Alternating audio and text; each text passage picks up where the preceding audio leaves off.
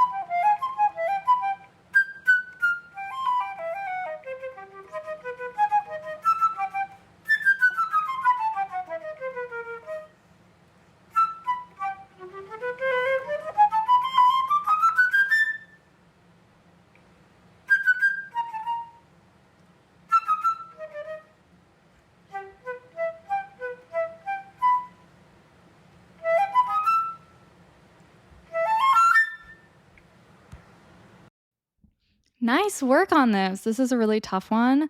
My first comment is obviously it's under tempo. That's okay. It's going to be really hard to get this all the way up to tempo, and it's going to take a long time to do that. So don't beat yourself up. Let's listen through and break it down.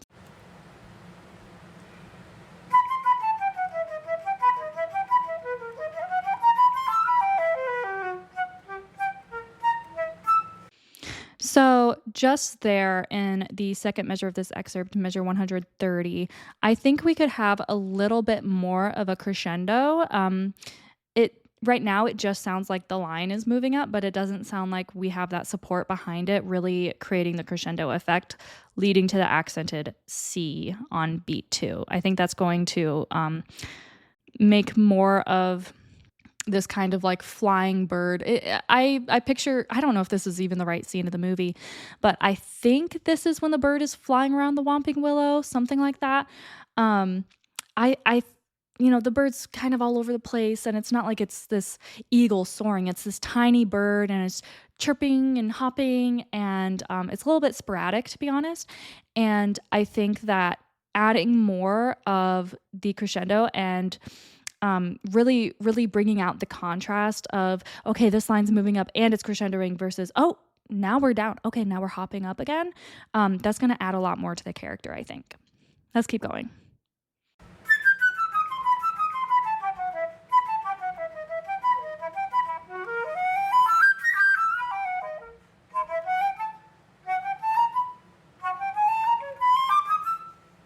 Okay, nice. Something in this section, I think our articulation isn't quite right in measure 135. I'm hearing da da dee da da, I'm hearing da da dee da when it should be da da dee da da dee. And you may notice that the second iteration of that I sang is not what's written. However, the erratum notes, although the part matches the score in measure 135, it appears that the slur on beat 2 should continue to be. So I always follow those. That note is from Jeannie Baxdresser. I trust it with my life, so I would definitely do that. Let's keep going.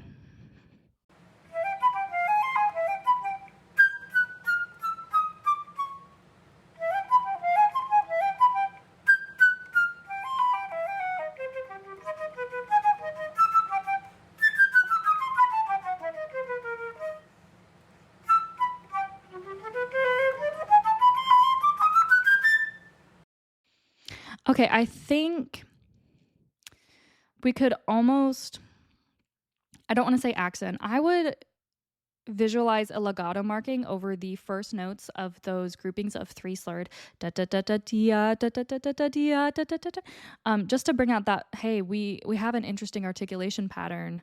Finally, no offense to John Williams, but da da da da da da da. It's all in these groups of 2, really. And now, we have something interesting, and it doesn't quite match the structure of what we're doing. Up, up, up, up, up, down, up, up, up, up, up, up, up, down, up. I think bringing out that little beat out, I think it's a little cheeky, and I think that's going to make a big difference. And I would almost extend that crescendo through that measure. That's measure 144. I think in measure 144, we can add the crescendo there rather than just having it in measure 145, because that's really not much time to crescendo, especially once you get this excerpt up to tempo. That's going to be like a third of a second. That's not enough time to crescendo. So I think add that in measure 144. All right, let's finish it out.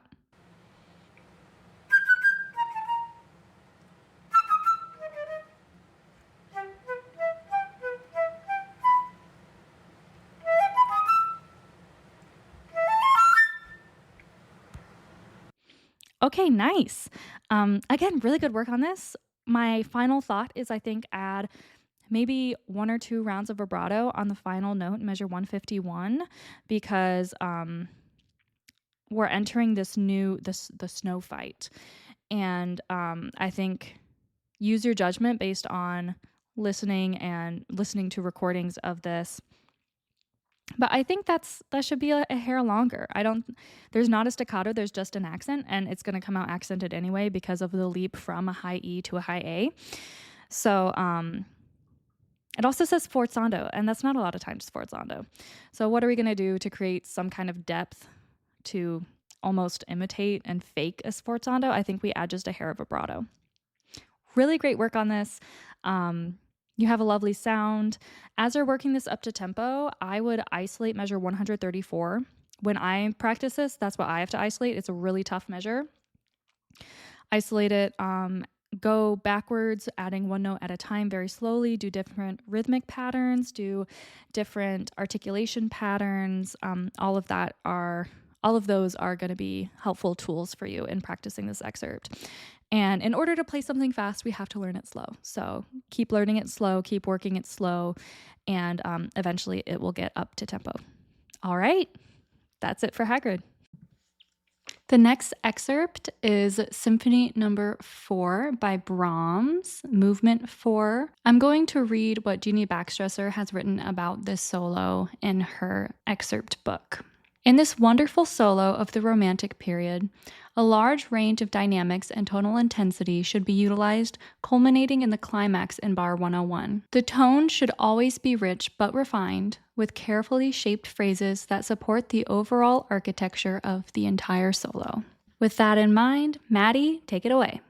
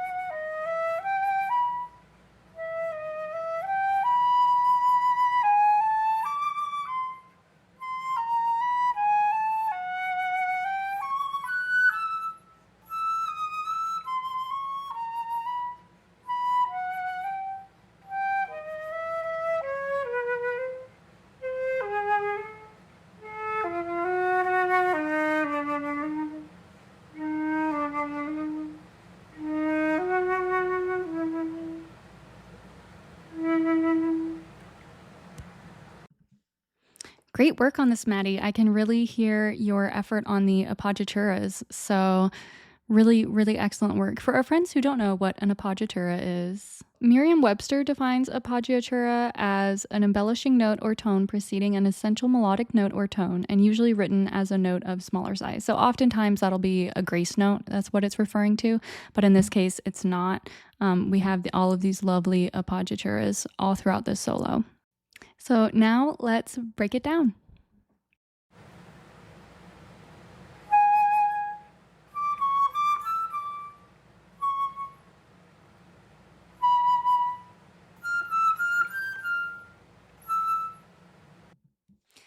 You have such a lovely sound and your tapers are gorgeous. I have a few comments on this section, and most of them I'm reading from my copy of this music because I got these comments myself several times.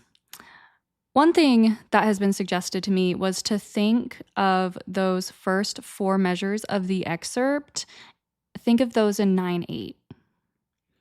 Might be helpful, might not be helpful. Give it a go and see. It's just that I'm not completely feeling your tempo. It's hard for me to figure out where it is. In the first and third measures of the excerpt, you have this quarter note that I believe are with other woodwinds. So you're going to want to make sure to give them full value. And in the context of the orchestra, do what everyone else is doing and just match. But I would recommend holding those just a hair longer than you are and adding some nice vibrato on there. For the triplets, I like your shaping. It's just that we're losing the rhythmic integrity just a tad. This is really, this is not a major issue at all. So I don't want you thinking that like, I can't play triplets. No, you're doing a really nice job. The degree to which it is off is very subtle. And then on the and of beat 1 of the second measure, and same in measure 4, hold those eighth notes a little longer, hold them, and then cut them off on beat 2. It's going to create more of a horizontal effect that I think is going to help with the flow of the piece. A kind of good rule for this piece is that all eighth notes should be long. I know that was a lot to say about literally like 4 measures. Take what resonates, leave what doesn't, and let's keep going.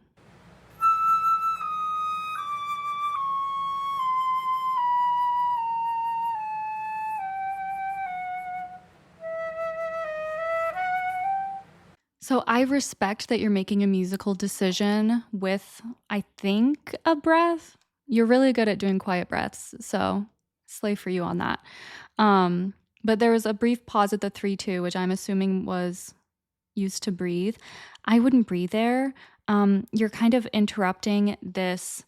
We've got this descending scale that's leading into the solo, and I think adding space there kills the vibe a little bit. I think it kills all of the mood setting that we did with the scale going down.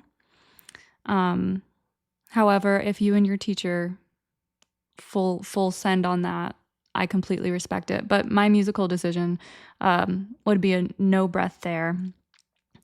And I do have a couple tricks for the descending scale. I have a lot written, so I'm going to read my notes, and hopefully this makes some sense. Starting with fingerings. High E, no pinky. If you have a C sharp key on your flute, use the C sharp key for the D sharp. And then for the D natural, make sure your pinky's down. And I've also been told to think of the phrasing as, I love you, I love you, I love you so much. That might be useful for you in phrasing that. And then I also have shimmer vibrato written. We don't want super heavy vibrato here, and I don't think you had that in your recording, but just as a note for our listeners. All right, let's keep going.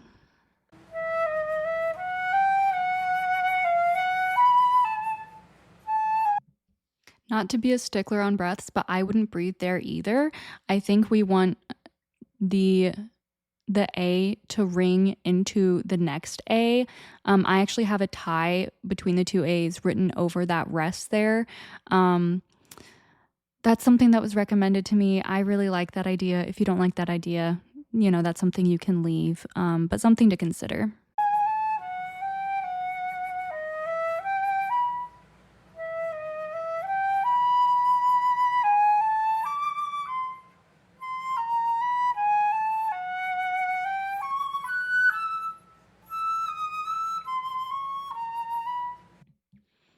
Your tone on this is so lovely, and I think it's so fitting for the solo.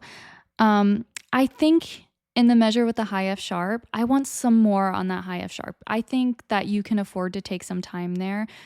However, this entire solo is leading to the A sharp. So really give that A sharp some love as well. So the F sharp and the A sharp, I think could just use a little more time, a little more vibrato.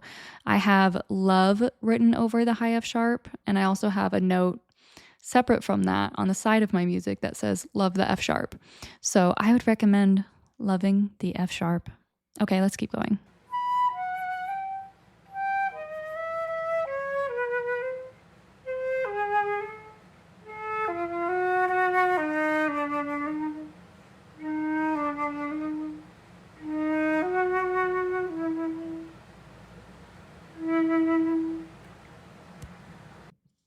Awesome.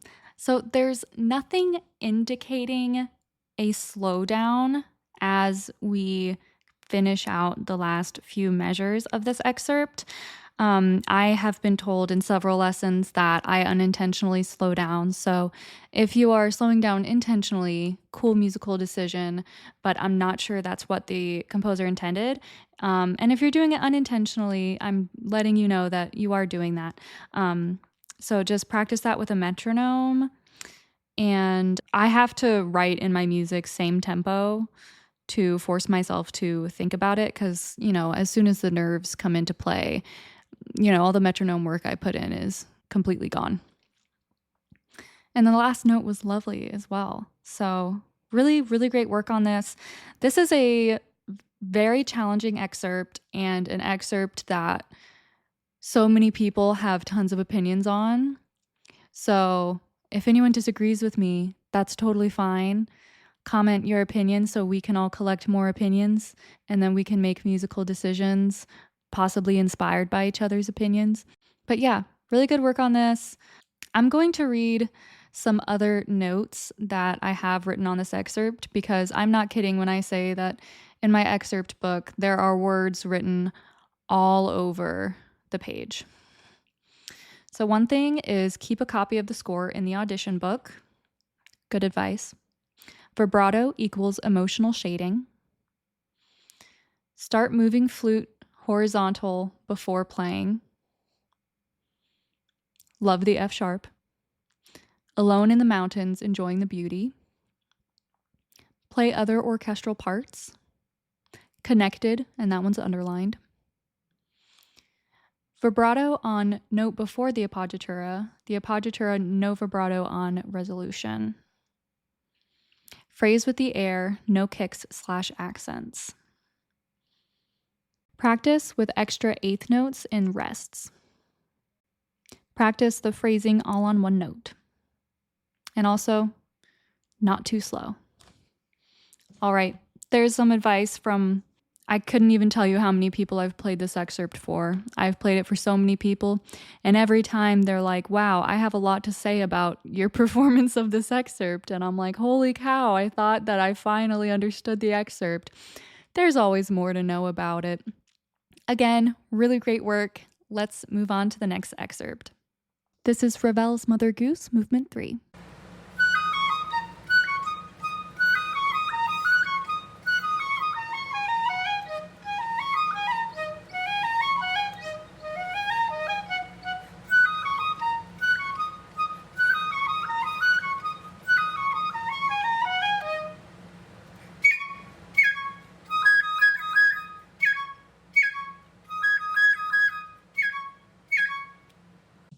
Yay! Really nice job. This is so exciting. It is our first piccolo performance of the podcast. I am so thrilled. Thank you so much for sending in a piccolo excerpt. We are going to talk about it and break it down.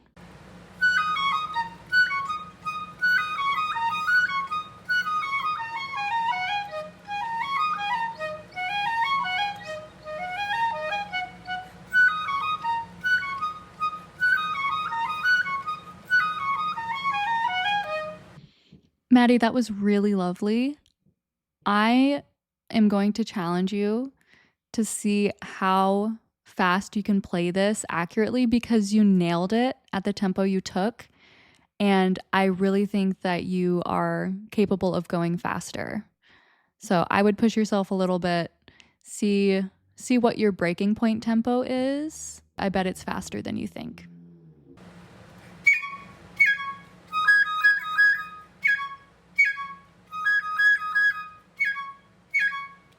As a quick note, when you are auditioning with this excerpt, to make sure you count those 3 measures of rest. The panel is oftentimes singing their own part in their head, and they want to make sure that you will come in on time after the rests. So especially because it's only 3 bars of rest, I would definitely count those out for an audition. Really great job. I think you can be even louder on the 2 fortissimo measures at 3 and the 3rd bar of 3 and the 5th bar of 3. In the 3 measures that all have to do with 3, I think you can be louder. I think your pianissimo is also capable of being a little bit less. And I feel like you're being a little bit shy with your C sharp above the staff and those grace notes. That's very rarely going to crack up, at least in my experience. So really just kind of full send that, and it'll come out nice and loud. Really, really good work on this. You sound lovely. You have a great piccolo sound. So congratulations, and thank you so much for submitting. All right, that is it for this episode of the Lessons Unlocked podcast. Huge thanks to our performer of the day, Maddie, and to all of you for continuing to listen to this podcast and grow with this community. As you head out into your week, I encourage you to listen to Density 21.5. And of course, I want to thank all the music educators who are working hard to make music accessible and meaningful for their students. I'll be back with more soon. Bye.